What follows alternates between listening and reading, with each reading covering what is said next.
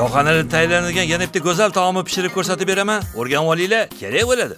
Bitta chiroyli duodan so'ng ishimizni boshlaymiz. Mol go'shtining qovurg'a qismini xuddi shunaqa qilib kestirib olamiz. Plyonkalarni shilib, ortiqcha yog'lardan tozalab olamiz va videoda ko'rsatilgandek pichoq bilan sanchib chiqamiz. Shunda go'sht orasiga ham marinad yetib boradi. Marinadga nimalar qo'shilganligini hammasini video tagida to'liq qilib yozib qoldirdim. Ana endi tayyor massani go'shtimizni ikki tomoniga surib, yaxshilab ishqalab chiqamiz. Ustiga xohishingizga qarab archa shoxidan qo'shsanglar, bu o'ziga yarasha ta'm beradi. 3 piyola suv quyamiz. Birinchi pergament, ustidan folga bilan o'rab, 180-200 haroratda 4 soat davomida pishirib olamiz. Mana taomimiz ham tayyor. Endi uni o'zingizlarning xohishingizga qarab bezab, dasturxonga tortsanglar bo'ldi.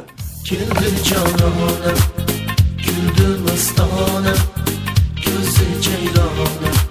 Buni qaranglar. Choyxona taomini duxovkada xuddi shunaqa yumshoqqina qilib pishirsa bo'ladi. Yaqinlaringizga albatta tayyorlab beringlar. Havaysi ichimliklari bo'lsa, go'shtli taomlar bilan juda ham zo'r chiqishadi.